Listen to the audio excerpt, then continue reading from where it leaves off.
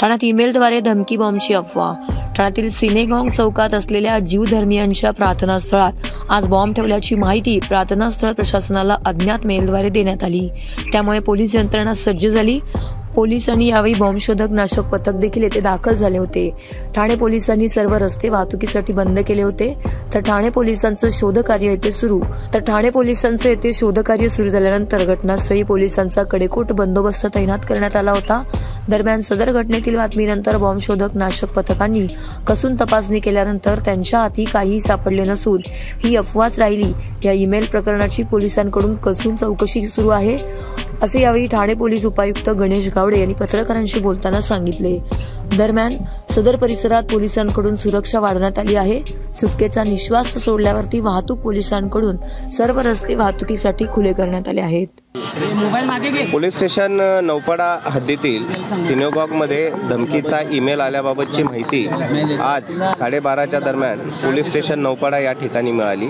त्या माहितीनुसार पोलीस स्टेशनचा वरिष्ठ पोलीस निरीक्षक ACP आम्ही स्वतः सिनेगॉगच्या ठिकाणी भेट दिली। सुरक्षिततेच्या दृष्टिकोनातून सिनेगॉगमधील सर्व स्टाफ तो बाहेर काढण्यात आला। सिनेगॉगच्या जवळचा परिसर हा रिकामा करण्यात आला। समोरचा रस्ता हा थांबवून ट्रॅफिक डायव्हर्जन करण्यात आलं। त्यानंतर त्या ईमेलची पाहणी करून त्या पोलीस स्टेशन नौपाडा या ठिकाणी कलम 505 कलम 506 भारतीय दंड संहितेनुसार गुन्हा दाखल करण्यात आलेला आहे। BDDSची तपासणी करण्यात आली।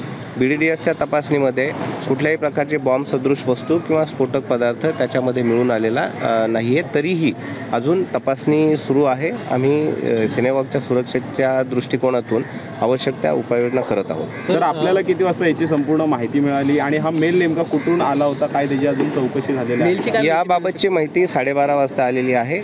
मेलबाबतच्या संबंधाने तपास सुरू आहे। मेलमध्ये काय लिहिलेलं होतं, असं विषय काय? या ठिकाणी धमकीचा मेसेज होता। त्याबाबत तपास सुरू असल्यामुळे त्याबाबतच्या जास्त बाबी डिस्क्लोज करणे या ठिकाणी योग्य नाही। अशा प्रकारे काही घातपात घडू शकतो का, किंवा हे पोलिसांचा डायव्हर्ट करण्याचा प्रयत्न होता काय मेलद्वारे? लक्ष तपास झाल्यानंतर आपण याबाबत निश्चित उत्तर देऊ शकतो। परिस्थिती काय नेमकी? आपण बॉम्ब शोधक पथकाकडून तपासणी केलेली आहे। कोणत्याही प्रकारे बॉम्ब सदृश वस्तू मिळून आली नाही, त्याबाबतचं प्रमाणपत्र आम्हाला प्राप्त झालेलं आहे। बंदोबस्त या ठिकाणी वाढवण्यात येणार का अजून देखील बंदोबस्त? हो, बंदोबस्त आपण यापूर्वीही ठेवलेला आहे आणि यानंतर पण आपण एक विशेष दक्षता घेणार आहोत। मेल कोणाच्या नावाने आलेला, कुठून आलेला याची काय माहिती मिळू शकतो? तो तपासाचा भाग आहे। त्याच्या दृष्टिकोनातून हे डिस्क्लोज करणं या ठिकाणी आपण कशी तयारी केली? या दृष्टिकोनातून आमची वेगवेगळ्या ठिकाणी नियमितपणे सिनेगॉग तसेच इतर व्हायटल इन्स्टॉलेशन्स आहेत, मर्मस्थळं संवेदनशील आहेत, त्या ठिकाणी रेग्युलर आपण तपासणी करत असतो। अशीच तपासणी आपण नवीन वर्षाच्या अनुषंगाने BDDS मार्फत सुरू ठेवणार आहोत। साध्या वेशामध्ये सुद्धा आमचा बंदोबस्त सुरू आहे। CCTV कॅमेऱ्यांच्या माध्यमातून आम्ही तपासणी सर्वेलन्स राहील याची दक्षता घेत आहोत। तसंच गोपनीय यंत्रणा सतर्क करून जास्तीत जास्त माहिती आम्ही प्राप्त करत आहोत। प्रसारमाध्यमातील बांधवांनाही पण विनंती आहे, आपल्याला असे काही माहिती आल्या, इनपुट्स आले तर कृपया पोलीस स्टेशनशी किंवा आमच्याशी संपर्क करा। रस्ते बंद अगदी बरोबर। सुरक्षिततेच्या दृष्टिकोनातून आपण ट्रॅफिक डायव्हर्जन केलेलं होतं।